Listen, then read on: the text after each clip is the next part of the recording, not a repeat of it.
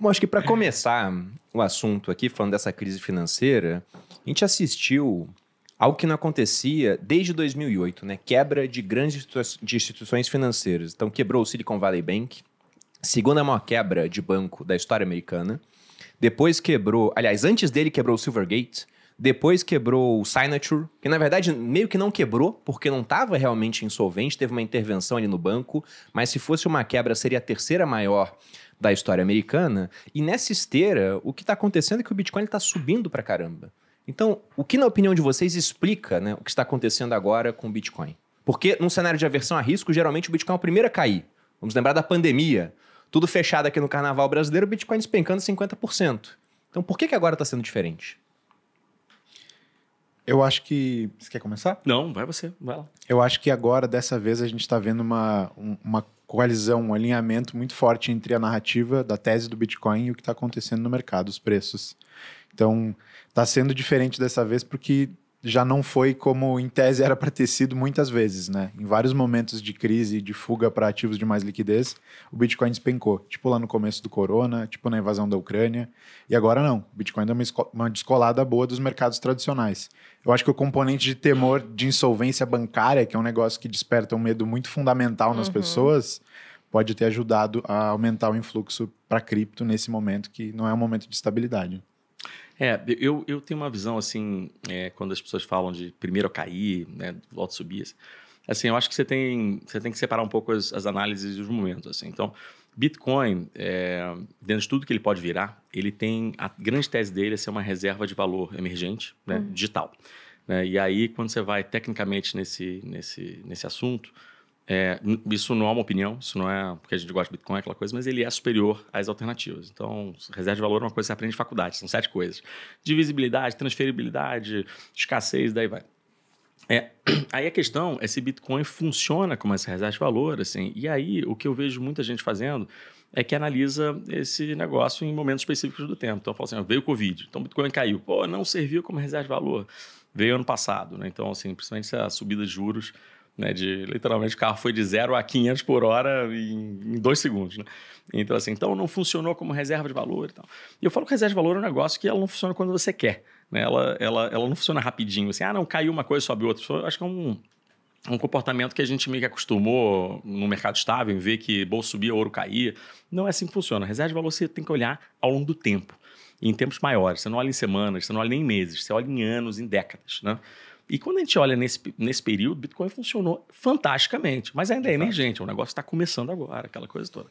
Então, quando você pega a Covid, quando você pega ano passado também essa subida de juros, assim, tudo correlacionou. Não foi Bitcoin que não funcionou. Ouro não funcionou como reserva de valor, imobiliário não funcionou como reserva de valor. Tudo correlaciona, porque basicamente está tudo meio que se liga e todo mundo fica com aversão a risco, né? E qualquer risk asset, em qualquer dimensão, né, sofre, né? E vai todo mundo para a reserva de valor hoje, o consenso que é o dólar, a discutir por quanto tempo, mas assim, então foi essa coisa toda.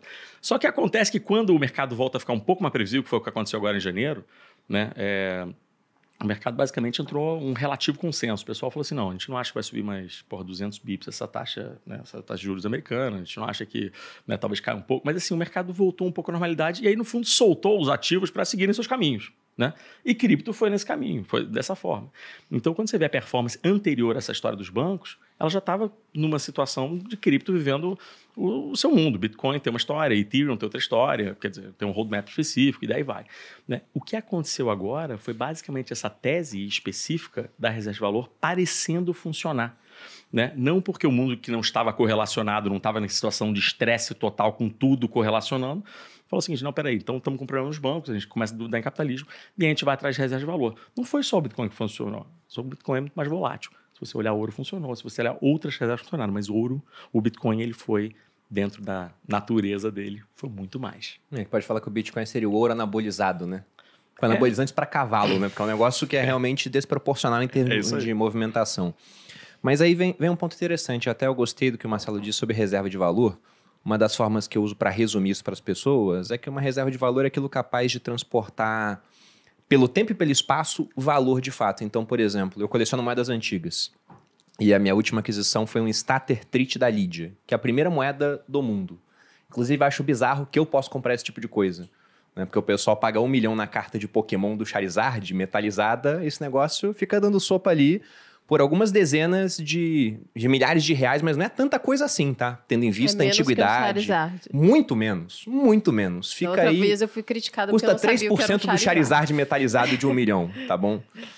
E aí eu peguei aquele negócio e vem no estojinho, né, certificando que é autêntico, tudo por uma associação de numismatas.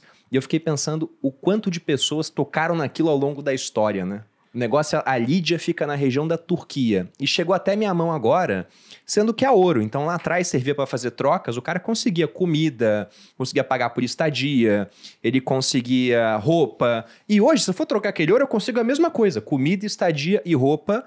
2.600 anos depois. Se fosse cevada, eu não conseguia usar mais para nada. Se fosse sal, teria perdido as propriedades. Agora, o ouro ele mantém. Então você não é capaz de transportar o seu trabalho pelo tempo e espaço ao longo de milhares de anos, por exemplo. Agora o ouro consegue transportar o valor. O Bitcoin tem capacidade de fazer a mesma coisa. É que ele não tem todo esse tempo de história, né? É algo que está se provando ainda no tempo, mas de fato, se volta lá para 2010, a transação das pizzas, e pensa no valor que o Bitcoin tem hoje, em 2010 foram 10 mil Bitcoins para comprar 2 pizzas. Hoje 10 mil Bitcoins compram as pizzarias do Brasil inteiras. Então é muito valor de fato. Mas aí entrando nesse ponto específico do Bitcoin, porque eu acho curioso, a gente passou por aumento de juros, isso derruba o preço dos ativos. Todos. Aí o Bitcoin caiu junto, as outras criptomoedas também. Agora a gente está vendo a taxa de juros mais ou menos estabilizada e uma discussão se ela vai ter que subir mais, porque se subir mais tem mais banco quebrando, mas se não subir a inflação ela continua correndo. Só que eu acho curioso é como esse movimento de taxa de juros também se alinha à narrativa do Bitcoin. Porque a taxa subiu, mas se você olha no gráfico, o Bitcoin está caindo mais ou menos quando tem que cair, né? Passou o halving, vem aquela fase onde ele se acomoda, um pouco do período do inverno. E aí já estamos de olho no halving do ano que vem. Aí o Bitcoin começa a subir, mas também tem a narrativa de que, olha, a taxa está se estabilizando, ou ela vai cair, ou a inflação vai continuar a subir, isso é bom para o Bitcoin. Então não parece que no final as notícias estão acontecendo, mas o Bitcoin só segue o ciclo dele? Vocês acham que pode ser isso também? Só seguindo o ciclo de halving para halving? Inclusive, para quem não conhece, né, o que seria o halving também, se puderem explicar?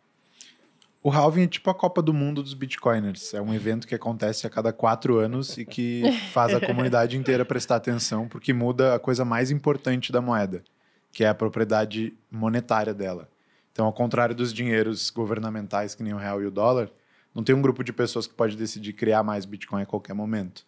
A política monetária, o ritmo de impressão dos Bitcoin é pré-programada e segue um calendário bem definido que muda a cada 4 anos. A cada 4 anos acontece esse halving e a taxa de inflação do Bitcoin cai pela metade. É como se ele ficasse mais escasso na percepção do público. Então, é por isso que a cada 4 anos esse evento catalisa a atenção e, historicamente, ele coincidiu com grandes pernadas de alta, tanto antes quanto depois dele. Acho que existem 2 jeitos de ver a coisa. Tem gente que olha a evidência histórica e tenta agir em cima dela, e tem gente que meio que enxerga isso tudo um pouco como astrologia para homens, sabe? Tentar achar padrões nos gráficos. Até tenho curiosidade sobre o que o Marcelo acha dessa história da teoria dos ciclos do Bitcoin. Cara, eu posso falar, assim, eu podia aqui trazer teorias, etc., mas, assim, a verdade é que Bitcoin parece estar completamente fora da lógica do macro do mundo. Ele parece se ignorar completamente quando você olha num prazo um pouco maior.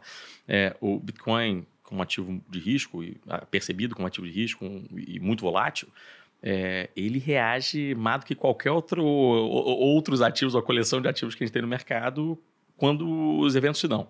Né? Então, o que a gente está falando, veio Covid, cai 60%. Agora, assim, mas é verdade que esse negócio se ajusta quando você dá alguns meses, alguns anos, assim, de uma forma assim, quase que magia negra o negócio. Assim, porque a gente fala, tem uma frase que estão usando muito agora que a história não se repete, mas ela rima, né? No caso do Bitcoin, ela se repete. Assim, é inacreditável. Se você quiser depois, assim, a gente bota aqui na tela um gráfico que o Samir, meu sócio, enfim, que é o CEO da Hashdex, ele fez, literalmente mostrando, assim, basicamente os momentos ali, né? As eras do Bitcoin, que aí basicamente ele mostra, falando assim, olha, pega um que a gente chama de um bull market até chegar num pico, né? Quanto tempo deu isso? Aí depois você fala assim, desse pico para ele chegar no próximo low, quanto tempo deu isso? Aí do próximo low para ele voltar para o último pico, quanto tempo deu isso? E aí depois desse último pico ele atingiu um novo pico, quanto tempo deu isso? E aí faz esse negócio. É muito parecido, né? 12 meses, 13 meses, 22 meses, 12 meses, 13... É um negócio assim. Então, o que eu digo é o seguinte, não é que... Eu acho que ninguém deveria se basear nisso para literalmente rodar modelo e comprar, etc. Porque, inclusive, a forma como a gente sugere, a gente é uma empresa de investimento, mas a gente sugere que as pessoas tenham pouco cripto durante muito tempo. Na nossa tese principal, a gente oferece investimento em Bitcoin, Ethereum, mas assim, é basicamente a ideia, até a gente gosta muito da ideia de beta de mercado, né? Que é essa ideia do mercado como um todo. Bitcoin, sem dúvida, é o principal criptoativo, mas assim, eu acho que a gente fala que essa lógica de rede incentivada, né? Assim, você consegue resolver basicamente qualquer problema que software consegue resolver, mas tem que ser um problema grande o suficiente para você ter um efeito de rede. Senão, poxa, uma empresa qualquer pode fazer isso melhor do que uma blockchain.